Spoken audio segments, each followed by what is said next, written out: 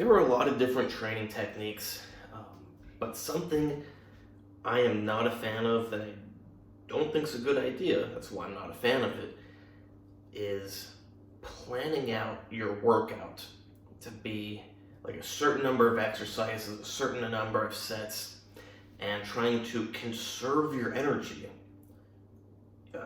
No.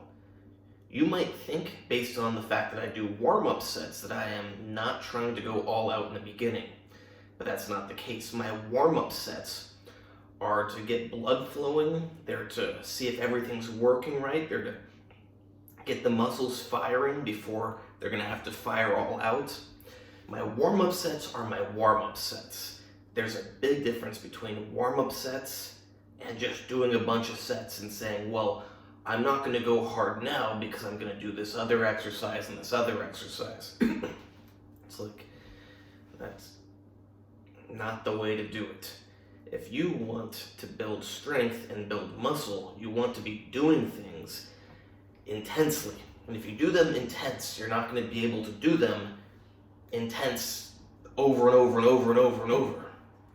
That's why people's sets are not intense, because they plan on doing 5 different exercises, 5 sets each, and they decide to conserve their energy instead of going much harder, which is going to stimulate the muscles better. That's why I do my warm-up sets. I do my intense sets. Actually, my first intense set is usually my last warm-up set. It's good. For example, on bench, I will do 2 plates, so like 100 kilos, and I'll do 20 reps. That is both a warm-up and a good set.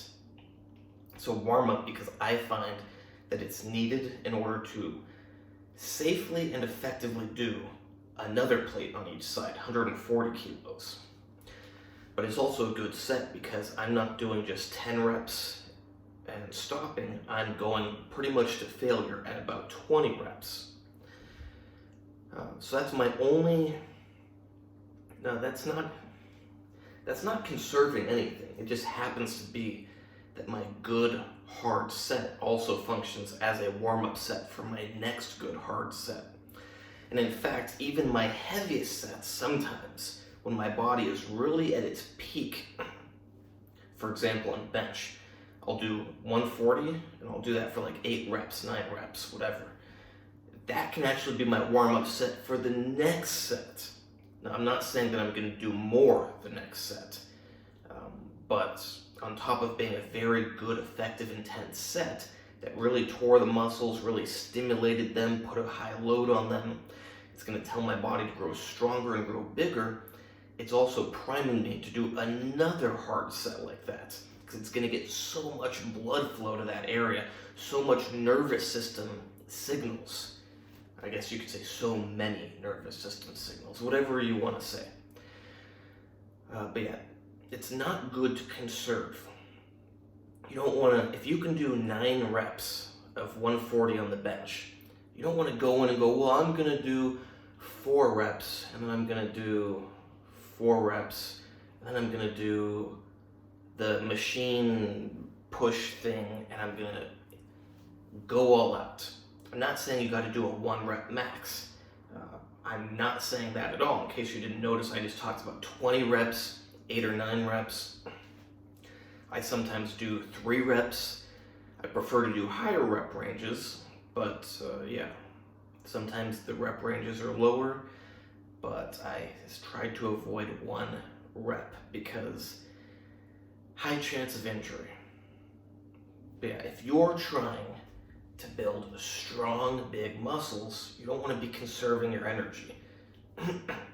Because if you are conserving your energy, it means you're not getting that really killer set that's going to trigger your growth. I always thought it was common sense, but some people actually try to hold back so they can work out longer. Whether I do 12 reps or 14 reps or 6 reps or 3 reps, I have never, ever, except in my warm-up sets, held back.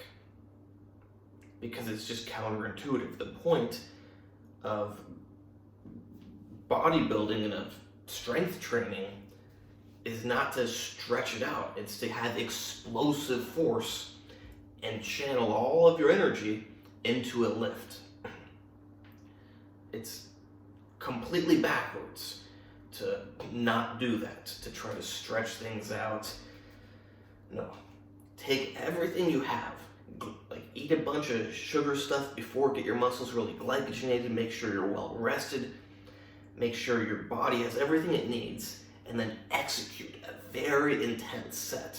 Intense enough that you probably can't do one at similar intensity afterwards.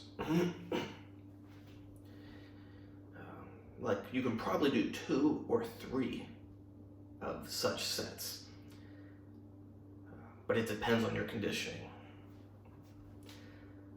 It's interesting because I never thought of this before, but my entire life, I already said this, but I've never held back. It just never occurred to me. The thought was always, push as hard as you can, push as hard as I can. And then the next one, go as hard as I can.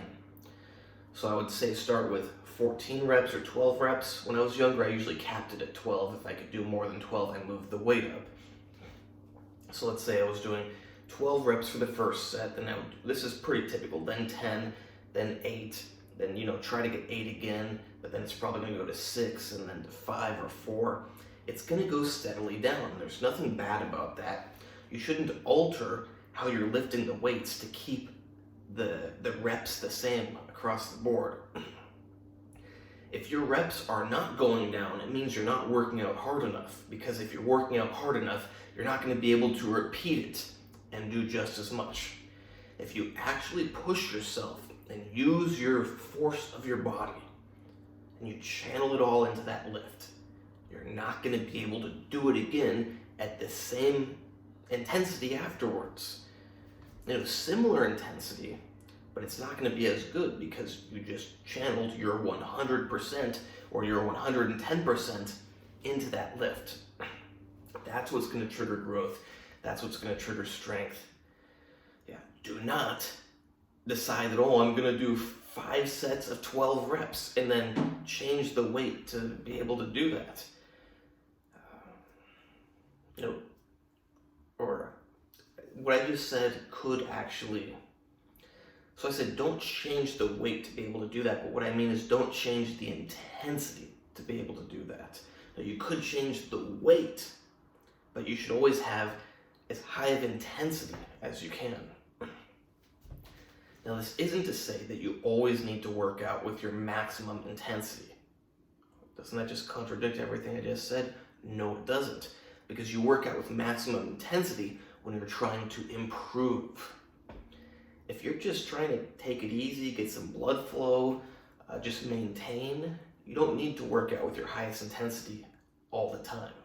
Now, you are going to need to use your highest intensity frequent enough that you don't go down, because if you built yourself up to here using high intensity, and then you decide, now I'm just going to relax and maintain, if you don't work out with that same intensity at least every so often, you are going to go down. However, you can much more often work out with lower intensity just to get things moving, get the blood flowing, just get the muscles working. But if you want to be at your peak condition, if you want to improve, you must work out with high intensity. Again, that's not one set, but that does mean that your highest intensity set should not be able to be matched by your next set. Because you should have already used your strength as much as you can, which means you don't have it anymore. You do not have infinite strength in your workout. You can't just do your max over and over and over. It's common sense. You know it. You get tired. People just look at it on